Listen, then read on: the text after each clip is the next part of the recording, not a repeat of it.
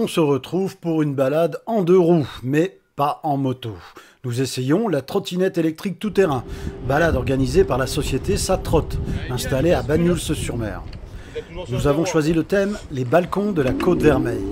On commence par un peu d'exercice, histoire de se familiariser avec l'engin. Mi-vélo, mi-trottinette.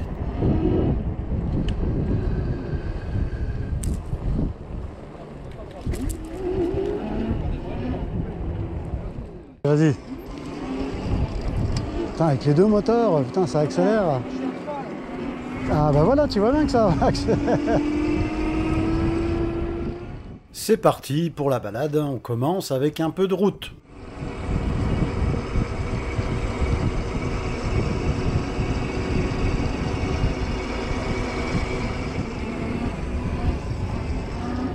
Bon, ça suit.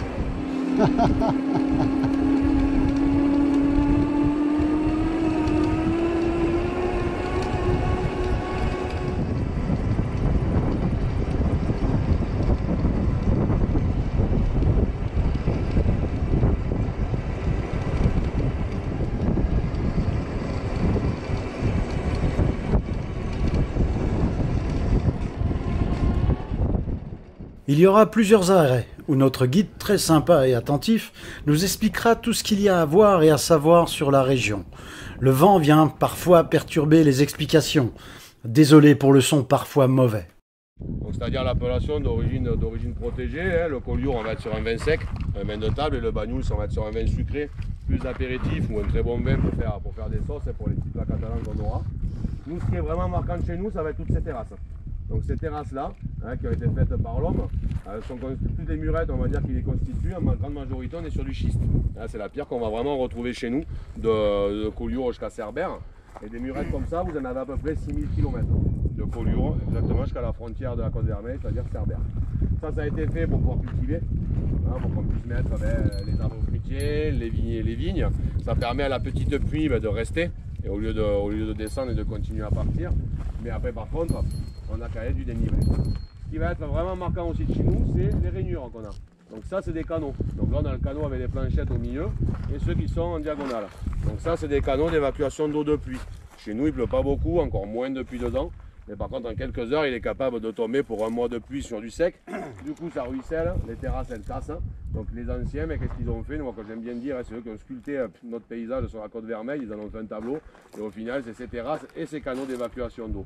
Donc le principal qu'on va avoir, c'est celui qui a les planchettes. En catalan, on appelle ça une agouille. Ça veut dire aiguille. Lui, il enlève vraiment l'eau d'en haut en bas. Et ceux qui sont en diagonale, qu'on appelle chez nous peu de gaille, donc ça veut dire pied de coque, pour la forme de la patte de coque. Leur rôle, c'est de récupérer l'eau des terrasses en largeur pour la ramener vers l'agouille, le canot principal, pour qu'après ça s'évacue vers la mer. Maintenant, à l'époque, c'était quand même un peu différent, puisqu'ils avaient fait des puits sur les cheminements du canot principal. Ça permettait aux eaux de pluie d'alimenter les puits, et après, dès qu'ils étaient pleins, ça continuait après son chemin. A savoir que nous, ici, ce qui est marquant de l'AOP, c'est qu'on est sur des vignobles et des cépages qui sont très très résistants à la sécheresse. Donc nous, quand on entend à la télé depuis 2 ans, les vignerons souffrent dans les Pyrénées-Orientales, ils arrachent les vignes les uns après les autres. Et bien pas sur la Côte Vermeille, puisqu'ici, ils ont fait le choix depuis toujours d'avoir un cépage quasiment autosuffisant, donc ils ne l'arrosent pas. C'est le peu d'eau de pluie qu'on a. Mais par contre, le revers de la médaille, il est où? La productivité. Forcément, on est la région la moins productive de France. Donc là, ici, c'est entre 14 et 24 hectolitres en fonction des années. L'année dernière, il tourne aux alentours des 18. Cette année, ça risque peut-être d'être encore un petit peu plus faible. Donc un vigneron, chez nous, sur la Côte Vermeille, comme il calcule sa rentabilité sur 5 ans. Sur 5 ans, il a 2 ans de bons, 3 ans d'échec. Les 3 ans d'échec, c'est l'habituel qu'on va retrouver. Nous, l'incidence qu'on a ici, ça a fait quoi? Ça a fait qu'en fait, on a beaucoup de raisins, mais qui sont très petits. Manque d'eau. La maturité qui arrive rapidement avec le soleil. Du coup, si on regarde, on prend la région de Champagne où ils commencent leur vendange, où ils sont finis. Ils arrivent à leur fin, d'ici 1 semaine et demie, tout le monde aura clôturé ses vendanges. Donc ça fait déjà 4 semaines qu'elles ont commencé sur la Côte Vermeille. Il reste, pour ceux qui ont trouvé toute la main d'œuvre, mais pas beaucoup pour qu'elle soit terminée. Donc ça c'est vraiment différent un petit peu chez nous. Et après ce qui va être aussi vraiment important, ben, c'est que nous le travail est manuel, il n'y a rien qui est mécanisable, tout se fait à la main. Donc ça c'est pas possible de rentrer une machine. Et c'est ça aussi la différence, c'est aussi ça qu'il faut comprendre. Pourquoi des fois ben, le vin à 20 équivalent peut être un peu plus cher en colure. Ben, le travail n'est pas du tout le même. Voilà. Ici il faut se dire que quelqu'un, femme ou homme, qui est solide, quand il a rempli sa hotte, il a à peu près 65 kg sur le dos. Il faut se dire que s'il est en bas, il va devoir remonter jusqu'ici au pick-up pour aller justement charger. Et ça, il va se le faire peut-être 10 fois dans la matinée. Et donc voilà, c'est quand même assez sportif. Donc ça, c'est vraiment, je dirais, ce qui est typique de chez nous. Après, quand on voit des petits pieds comme ça, parce qu'ils ne sont pas énormes, il en faut à peu près 2,5 pour sortir 1 litre de vin. Donc ça fait 1,3 kg de raisin. Ça, c'est vraiment ce qu'on aura nous chez nous. Allez, donc là, du coup, on va continuer la balade. Et ce qu'on va faire, je vais vous amener, donc on va monter petit à petit par étape. Et là, on va aller rejoindre la petite chapelle qu'il y a là-haut. Je dirais, on commencera à voir un premier joli point de vue. Allez, on rebranche, on redémarre, on vérifie qu'on est bien sur 5.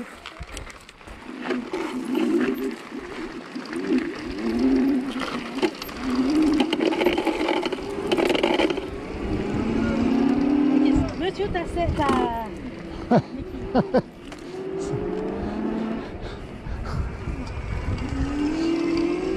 Je me disais, il y a quelque chose qui frotte. Et oui, j'ai oublié d'enlever la béquille.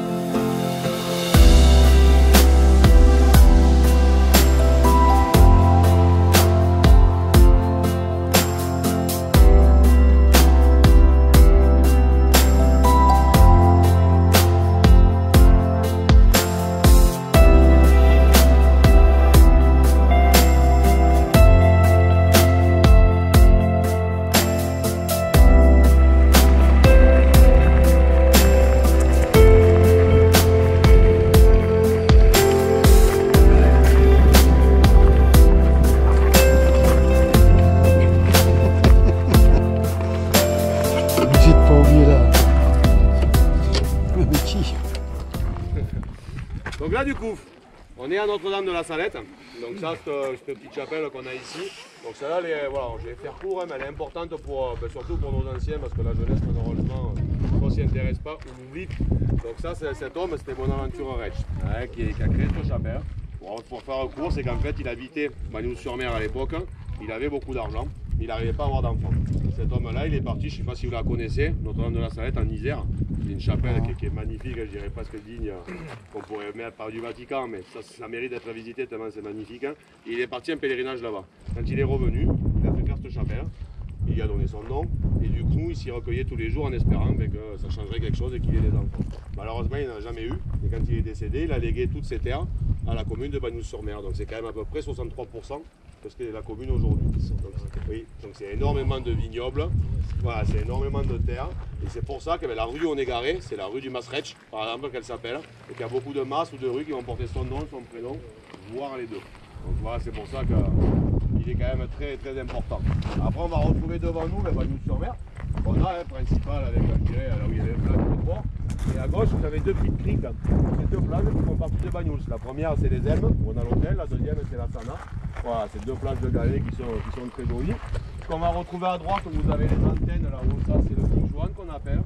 Donc, si on décale un peu sur la droite, là, vous voyez une petite tour. Ça, c'est la tour des pompiers. Il y a la cuvette. Ça, c'est le col de Cerbère. On va retrouver parce qu'en fait, derrière, on a Cerbère, le dernier village côtier français de l'autre côté de Pyrénées-Orientales. Quand on est là-haut, on est à peu près au Pic Juan à 430 mètres d'altitude. C'est vraiment ce qu'on aura. Et après, si vous regardez à gauche, un peu plus au loin, donc là-bas, on le verra mieux tout à l'heure, mais on commence à apercevoir le territoire de Port-Ventre, c'est-à-dire le Cap Béat. Donc là-bas, vous avez le phare, on voit en embout. Là, dans la lumière, ce qu'on a, c'est le sémaphore, donc c'est la marine nationale, c'est là où ils contrôlent les allées et venues entre la France et l'Espagne, donc il est automatisé. Et après, ce qu'on va retrouver au-dessus, sur le col, là-haut, ça va être le Fort Béat, là c'est l'armée de terre, actif toute l'année, et par contre pour eux, c'est un fort d'entraînement. Ils sont plus 3-4 mois par an, coup par coup, où ils viennent vraiment s'entraîner là. Nous, celui qu'on a où ils ont résidence, c'est les commandos, c'est le Miradou qui est à Collioure, qui domine Collioure avec son long tour orange. Là, on a les commandos.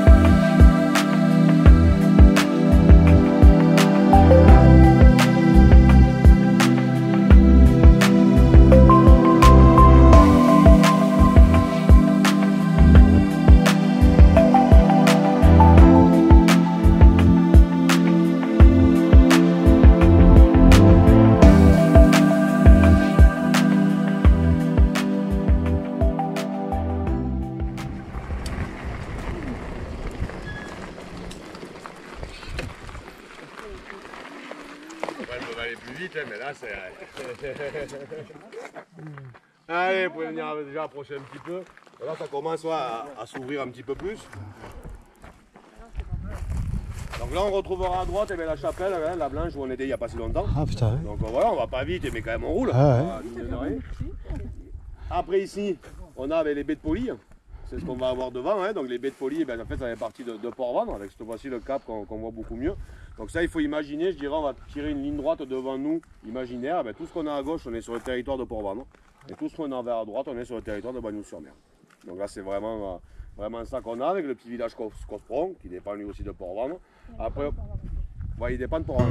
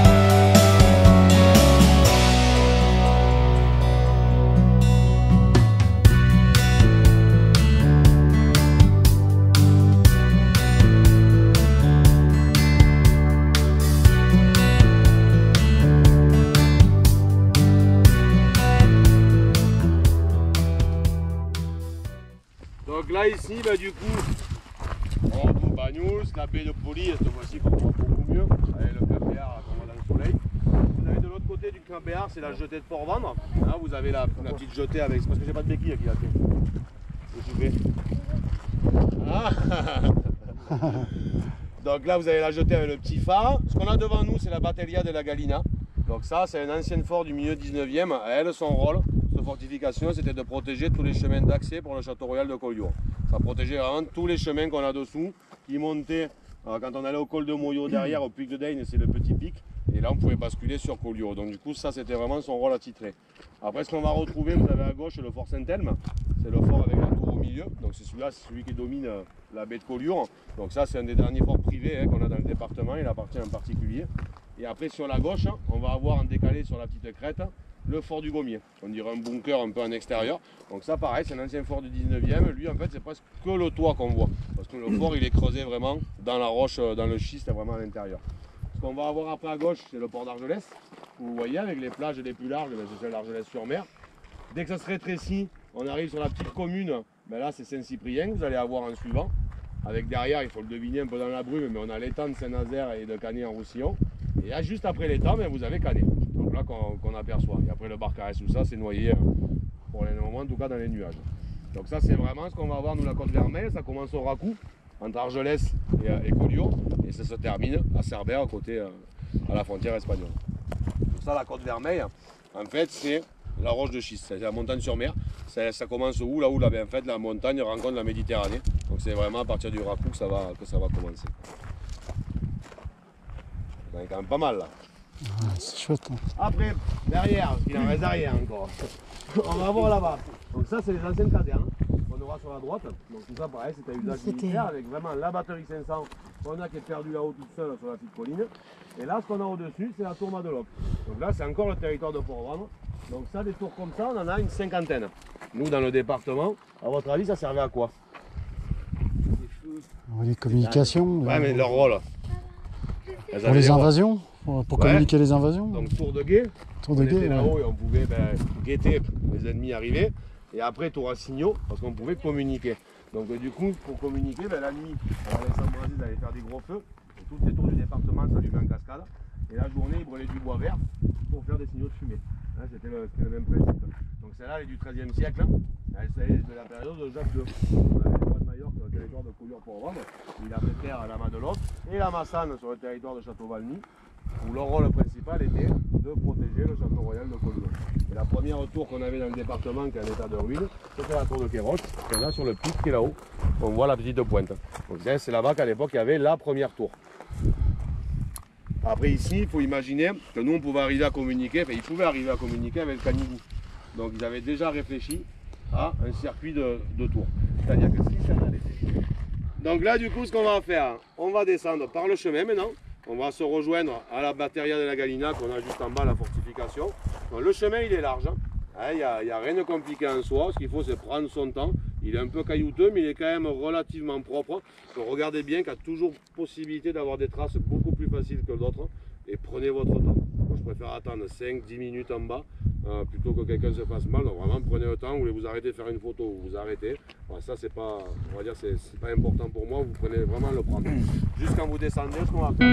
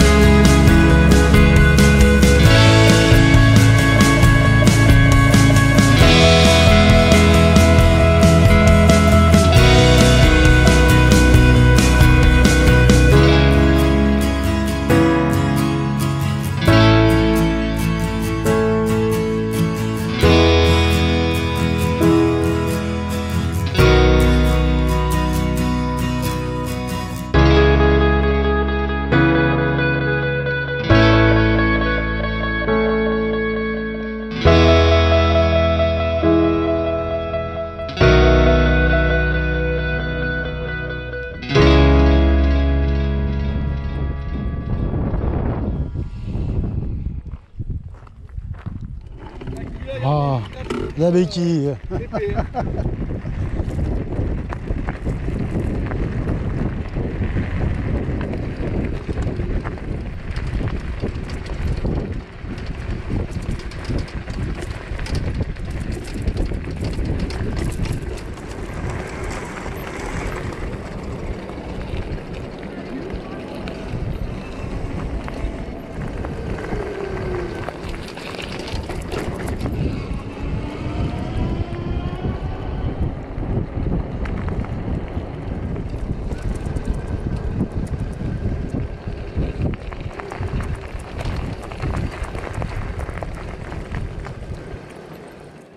C'est une expérience vraiment agréable de découvrir la région avec ce type de véhicule. Satrotte organise différentes balades au départ de Banyuls. Tentez l'expérience, vous ne le regretterez pas.